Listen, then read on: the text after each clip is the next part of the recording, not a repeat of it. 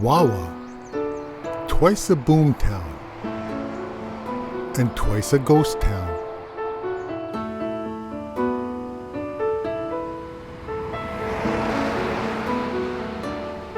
Wawa and Michipicoten are on a Canada geese migratory route from southeastern North America to Hudson's Bay and the Arctic. In the Ojibwe language, Wawa means snow goose. Somehow, Wawa was adopted to mean wild goose. Early prospectors recorded the first references to the word Wawa while searching for gold with local Ojibwe guides. The Wawa Creek was called Wawunk, which means place of clear water. And eventually, it was shortened by European settlers to simply Wawa.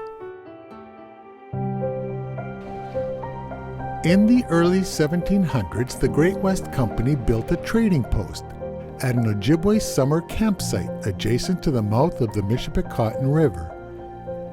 It was located about 9 kilometers to the southwest of Wawa. The Great West Company amalgamated with the Hudson's Bay Company, and overall, the Michipicoten post ran for almost 200 years.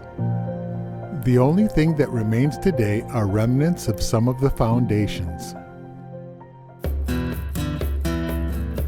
Gold was discovered in 1897 and iron ore in 1898 in the mountains to the north of Wawa Lake. During World War II, Wawa's iron ore mining industry grew to national importance, and the population grew to 5,000 residents. Iron ore mining has stopped, but Wawa still continues to play a central role to the economy of the eastern region of Lake Superior. It's a hub for government, medical, and social services.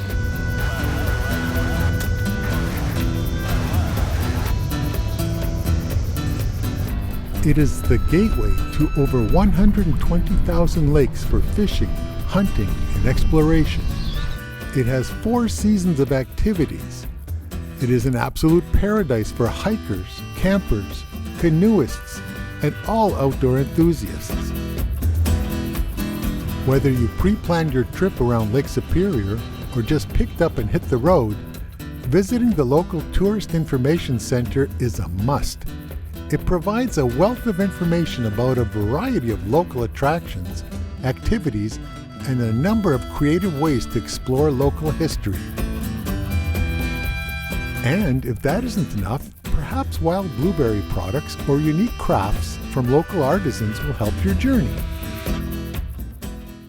When asked of the clerk inside on what books, authors, or brochures would give the most comprehensive understanding of Wawa in the region, without hesitation, she chose Signs of History, an explorer's guide to the rich heritage of the Wawa area. It was written by Johanna Rowe, an astute local historian who over 30 years has been preserving, protecting, and promoting the history and culture of Wawa and the Michipicoten area. The book pointed to a number of significant historic locations and encourages the reader to search them out, like an historic orienteering course with maps and tips to help you go back in time to see, to feel, and to understand what life was truly like on the edge of Lake Superior and inside the vast Ontario wilderness. In more recent years, Johanna Rowe has written historic biographies on numerous individuals that are found on the Wawa Heritage Doors. As she put it, the portals into our past. They are outdoor interpretive panels, pieces of historical art painted by famed artist Heather Sinnott. They characterize people from the distant and not so distant past who were instrumental in the development and growth of Wawa and the Michipicoten region. Guarding some of the heritage doors and information panels are gitchigumis. They are created by Shane Spike Mills of Wawa, a master wood carver who, through the spiritual inspiration of Lake Superior, has created many large, fun-loving characters. They are a welcome addition to Wawa's heritage preservation projects, and as Spike claims, Gichigumis equals smiles. And yes, they do. The most photographed landmark in North America is Wawa's namesake, the Canada Goose. Al Turcotte arrived in Wawa for work in 1939 and in short order fell in love with the area, brought his family, and became a local entrepreneur. Following World War II, construction of the missing segment of Highway 17 between Schreiber and Sault Ste. Marie was at a crawl. Wawa was right in the middle, isolated. There was no through traffic. In the early 1950s, there was an outcry by residents to connect the highway gap along Lake Superior, and it began with slogans like "A Road to the Sioux" in 52 and "Out of the Sticks" in 56. Their cries were eventually heard, and in 1959, an 80-kilometer route from Agawa to Wawa was finally cut through the rock. It was so rough that it took 8 hours to reach Sault Ste. Marie, normally a 2.5 to 3 hour trip. Turcotte and other businessmen were unhappy to learn that the Trans-Canada Highway would bypass the downtown area, so they came up with an eye-catching idea to lure travelers off the highway and into town. The Wawa Goose was unveiled on September 17, 1960, the same day the completed Trans-Canada Highway opened. Since then, the famed goose has attracted millions of visitors. In 2017, on Canada's 150th birthday, a brand new Wawa Goose Monument was unveiled.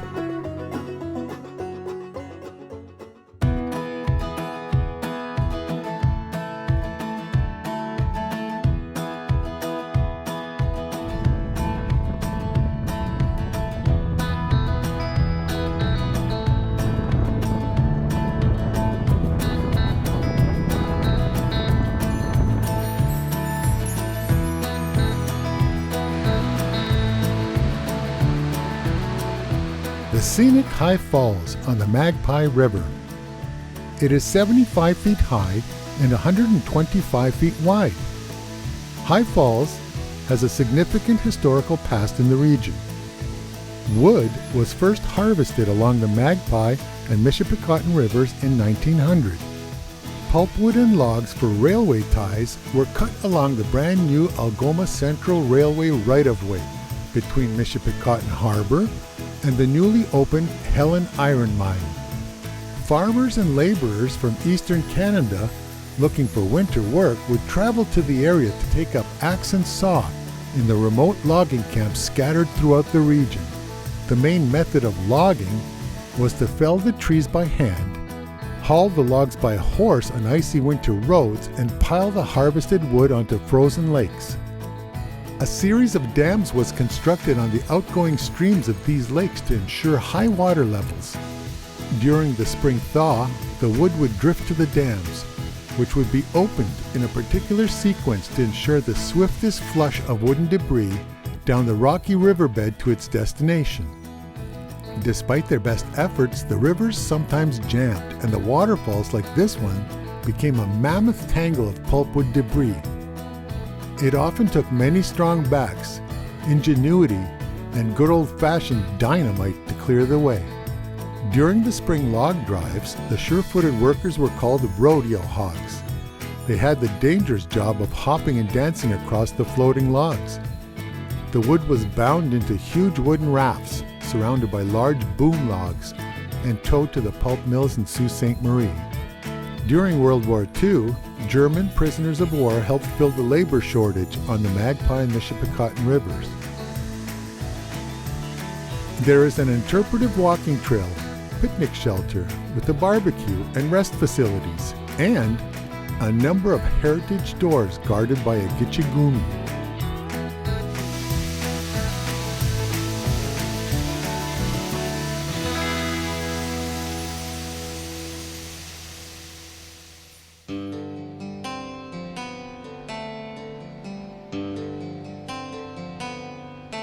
Clifford Claude Clement, also known as Mickey, learned the prospecting trade in his youth from his father and grandfather between 1930 and 1940 in the Chapleau area.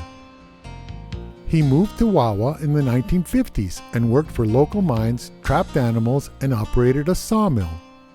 When the original Wawa Goose was replaced in 1963, he helped Turcotte install the first one at Fort Friendship. The Clement family eventually purchased the fort in the 1990s. Mickey patched up the old goose and moved it to its current location next to Young's General Store. In 1991, Mickey found 2 small industrial-grade diamonds panning along the Michipicoten River. His find was recognized by international diamond interests and has led to the discovery of an entirely new type of diamond deposit that may have global significance. Mickey was quoted in the Sudbury Mining Solutions Journal in 2006. He said, "I didn't even know I did anything great when I found the diamonds. I was just looking for gold." Between 1904 and 1946, the steamer SS Caribou would arrive weekly during the shipping season at the Government Dock Beach, near the mouth of the Michipicoten River. It was an event for residents when the ship sailed into the harbor, being the only means of bringing freight and goods to many communities from Owen Sound and other ports along Georgian Bay, Manitoulin Island, Sault Ste. Marie, Gargantua Harbor, and Michipicoten. It was built to carry 40 passengers and during the mining boom period carried up to 100 people. Both the Caribou and Manitou also carried tourists, food, poultry, cattle, horses, and barrels of fish.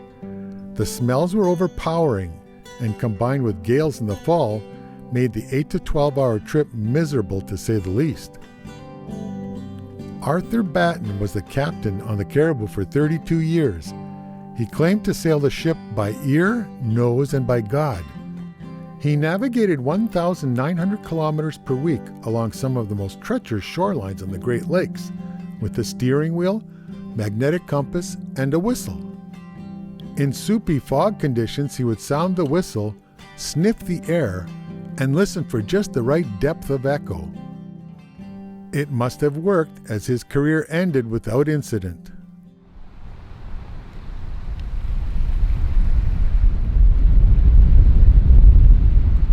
Silver Falls is the overflow spillway of the Mission Hydroelectric Generating Station. Severe and quick changes to the water flow can occur without warning at any time throughout the year. There is a high risk of injury and loss of life. The sign warns not to enter the riverbed.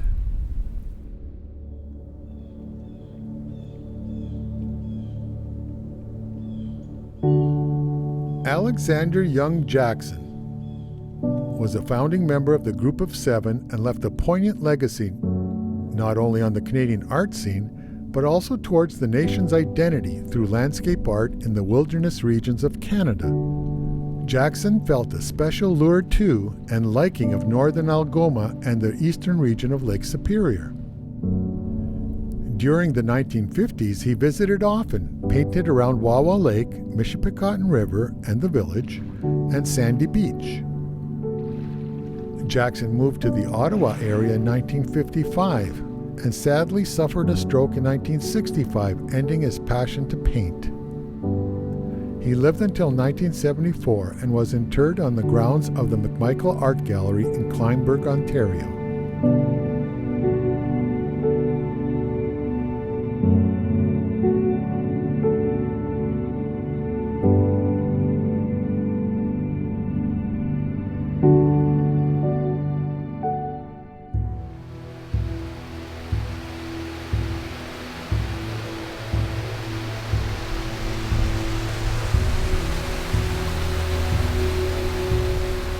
A brief history of the last 150 years of the Michipicoten First Nation provides an insight in the present-day dispersal of its members. It was a direct result of forced relocations that were endured by the First Nation as a result of mistakes and unfair actions by the government of the day. From the time of first contact in the early 17th century, the Michipicoten First Nation had an established presence at the mouth of the Michipicoten River. In 1850 at Sault Ste. Marie, Ontario, Chief Tutamene had asked that the reserve be from the mouth of the Michipicoten River to the Dory River.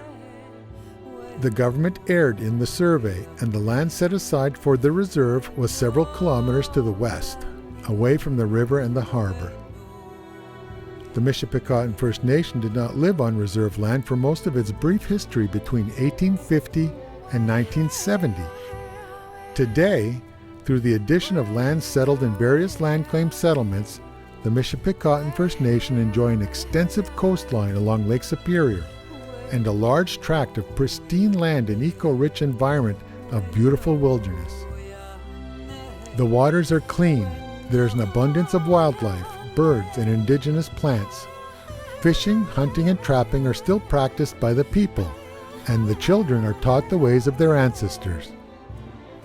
Michipicoten First Nation is a vibrant community with about 750 members. They strive to maintain harmony and balance with Mother Earth, neighboring First Nations, and the surrounding communities.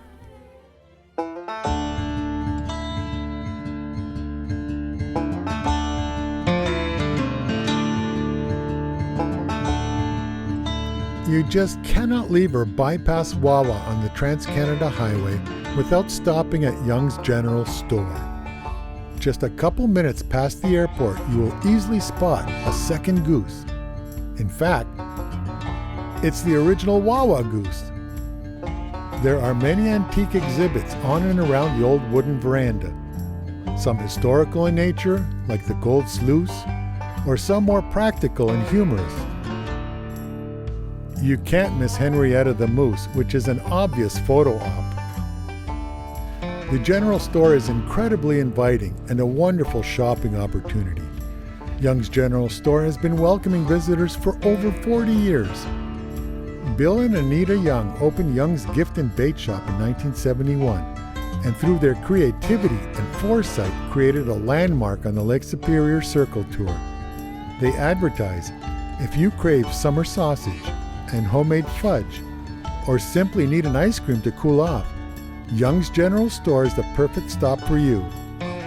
In 1979, they had a devastating fire. But in short order, Bill Young's passion rebuilt the store better than ever. Bill Young was a Sault Ste. Marie businessman who came to Wawa after the construction of the Trans-Canada Highway. Since then, he was a pillar in the community, a strong advocate for tourism. He loved people and grew the general store with a keen sense of knowing how to tickle somebody's fancy. Animals were always a big hit with Bill. He had a goat and a donkey that made headlines. As a result of complaints, they were confiscated by the police. Bill published an ad in the local paper which read, "Lost and found. Someone got my goat and took my ass." Sadly, Bill Young passed away suddenly in 1988. His wife Anita and their 3 sons are continuing the legacy today, and in the creative tickle-your-fancy style of its founder.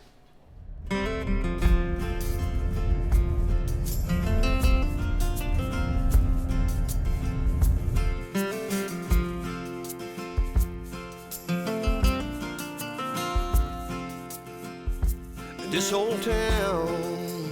There are so many more local historical heroes and places to discover in the once booming mining town. So many, in fact, that our Lake Superior Circle Tour is scheduled to return to Wawa at the end of the series, not only to explore the stories and people some more, but to take an adventure trip with Watson's Skyways for a closer look at the Canadian wilderness surrounding Lake Superior and experiencing Watson's Windy Point Lodge. This Lake Superior Circle Tour series truly appreciates the efforts of historian Johanna Rowe, artists like Heather Sinnott, Shane Spike Mills, the Tourist Information Center, the Township of Michipicoten Heritage Committee, the Young family of Young's General Store, and many other people and organizations in Wawa and Michipicoten that vividly brought and continue to bring the history of the region to life.